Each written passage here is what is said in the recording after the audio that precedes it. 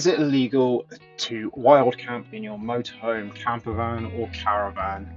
Today, we're going to discuss that and put a few opinions, my own personal opinions on that.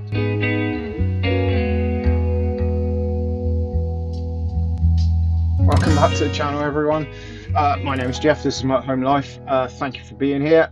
Today, we're going to discuss things about the legal ramifications, if you like, of wild camping in the UK. More specifically, England and Wales, actually. But you'll see in a moment. Um, yeah, is it legal to do so? Is it illegal? Can people ask you to leave? Could the police knock on your door? All these questions I hope we're going to answer today. I've got some opinions which I'll discuss at the end of the video, so stay tuned for that. But we are going to dive straight down to the laptop and I'll show you something I found. It's just a little thing that I found on the government website, which should give us a little bit more of an idea of where we stand, how we stand amongst things.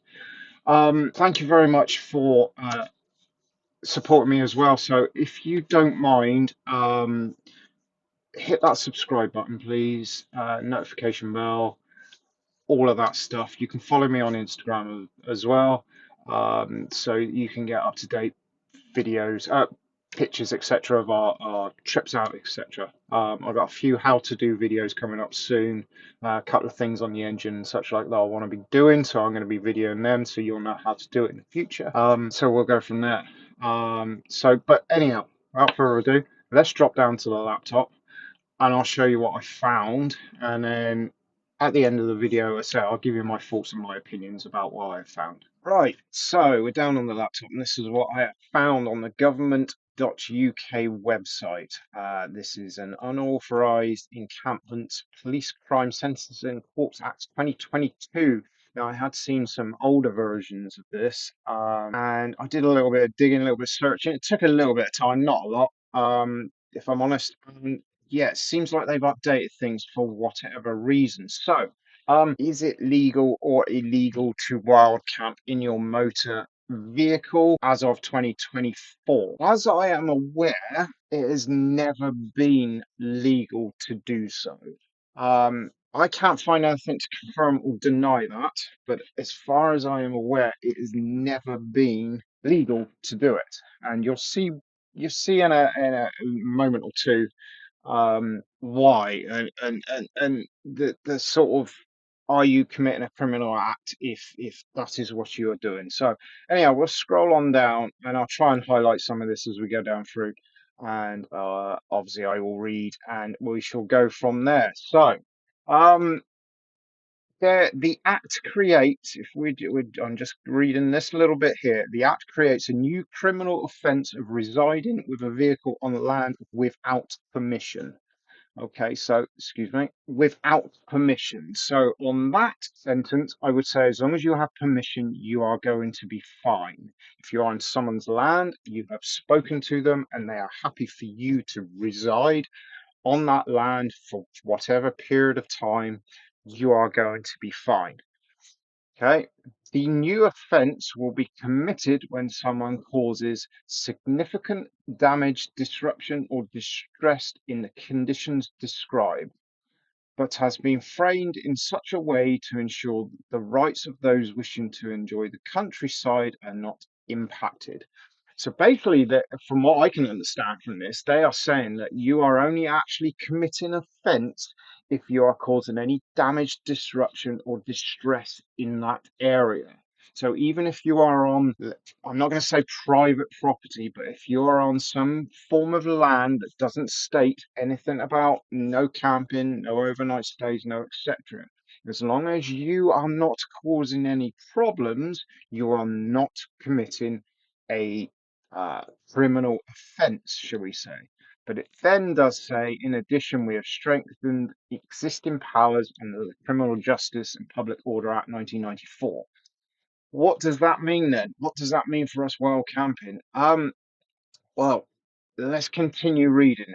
How are we going to do it? Now, as you can see, the Act creates a new offence for England and Wales and an accompanying power for the police to seize property, including your vehicles, where individuals reside or intend to reside on land with a vehicle. Now, that sounds a little bit scary, but it's not, because it then continues to say the offence will be committed if a person who resides or intends to reside with a vehicle on land fails to leave the land or remove their property without reasonable excuse when asked to do so, and they have caused or are likely to cause significant damage, disruption, or distress. So, how do I interpret that?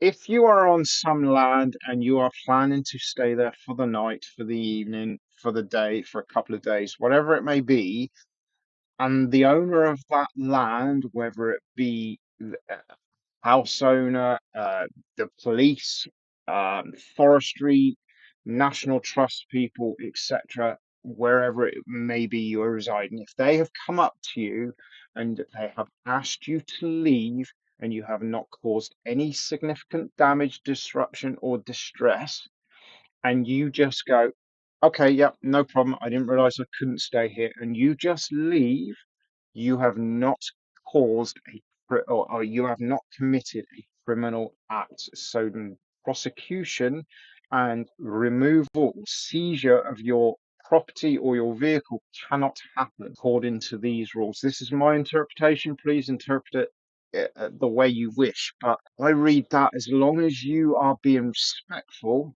to people's land, and if asked to leave, you do so, nothing else will happen to you. It's when you outstay your welcome, shall I say. And going back to a previous video, can't remember which one it was. I think it was the New Forest one. Stick a link up in the top corner. But I said on that video, leave only footprints, but take many memories. If you stick by that, and it's not my saying it, I've heard it in the past many, many times, but if you stick by that, you can't really go wrong no matter where you park. Even if you're on the side of a street or a housing estate or something, if the police or a traffic warden or something like that comes up to you and says, look, you can't park there overnight, you go, oh, okay, well, ask the question, why not? They'll probably give you a valid reason. As long as you have not caused any problems, any issues, and you are willing to leave, nothing further will happen. Which is why I say as well, unless you are 100% sure that you will never get asked to leave, don't drink. Don't drink alcohol. Because if the police turn up and ask you to leave and you are drunk, you cannot leave legally. So then they may seize your vehicle. And if you drive and they stop you and say, you've been drinking, breathalyze you, you might lose your license. So yeah, so if you're going to wild camp, if you're going to live in your van permanently, if you're just going to be a weekend warrior like myself and my partner, be respectful, be kind, be nice, be good, and you will be fine from what I have read here. And as it says further down here, the arrest and vehicle seizure powers can be used when a trespasser has met the conditions of the offence and not left the land when asked to do so without reasonable excuse. Exactly what I was just saying. You know, if you've got a reason, you know, a health issue or something like that, and you've explained it to them, most people will go, okay, if you can sort yourself out as quick as possible, blah, blah, blah, you'll be fine. So, although there is a lot of legal jargon and powers and stuff here, and I have read down through all of this that you can see here, those are the sort of 2 or 3 points is all that you really need to take effect on, if I'm honest with you. Um, you know, like it says here, we respect the rights of the tribal community follow a nomadic way of life in line with their current cultural heritage. We expect enforcement action will not be based on race, ethnicity. Anyone who causes significant damage, disruption, or distress and does not leave when asked to do so will commit the offence. So they continually repeat that same thing. If you're asked to leave, or if you have caused significant damage, disruption, or distress, you have committed a criminal offence. So therefore, you could have your vehicle seized and be prosecuted up to, if we scroll back up to here, uh, if I can remember where it was, the maximum penalty will be 3 months imprisonment or a fine not exceeding level 4, which is £2,500 on the standard scale, or both. So if you have committed the criminal act as laid out, that's what you could face. So, like I said, as long as you are, and apologize, I'm still looking at the laptop. As long as you do not do what they've said, and I've said it a few times in this video, and I'm sorry to repeat myself, as long as you do not cause significant damage, disruption, or distress, and leave when asked to do so, you will be fine. My thoughts and opinions on that, I actually think that's fair. I think that's fair. We are um, coming from, let's say, bricks and mortar, normal sort of life, and we're trying to live a life in as a nomadic way, or even just weekend warriors. We should respect other people's property. I think pretty much every square inch in the UK is owned by someone, even little pieces of waste grounds. I got a tiny little piece of waste ground, but it's attached to the house, so it's legally mine. It's rubbish and a waste of time, but it's legally mine. So, as far as I'm aware, every inch is owned by someone, whether it's Forestry Commissions, National Trust, or a member of the public, or a shop, business, whatever. The roads, it's all owned by someone. So, respect, basically. And I've always gone, if I've parked up somewhere, such like the New Forest, in a couple of videos ago.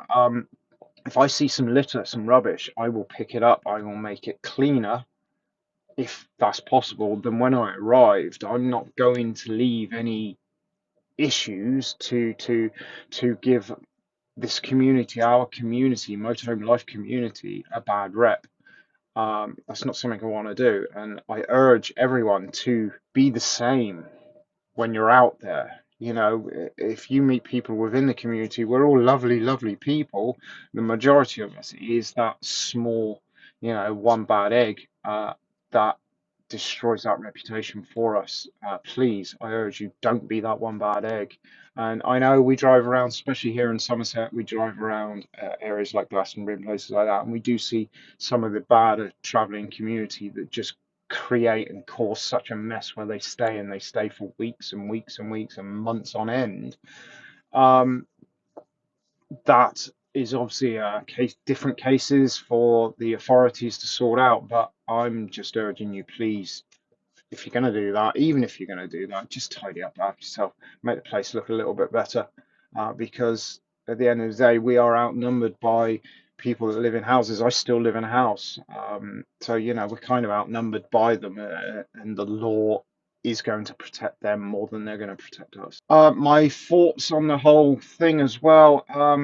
A lot of it for me comes down to being a trucker. I used to live in a truck 5 to 6 days a week for about 12 years. And yeah, finding safe places to park because of those one bad eggs became very, very difficult. Places got shut, places got signposted up, as we all see in places like the New Forest, Dartmouth, Exmoor, all these kind of places where you just want to go and enjoy the views, the countryside, etc. And you rock up and there's a sign, no overnight camping, or no motorhomes, no camper vans. And it's all because people like us, and I'm going to say it, people like us have left a mess behind. So if I can do nothing else in my very small YouTube channel, I just urge you, be respectful. Leave footprints, take memories. End of.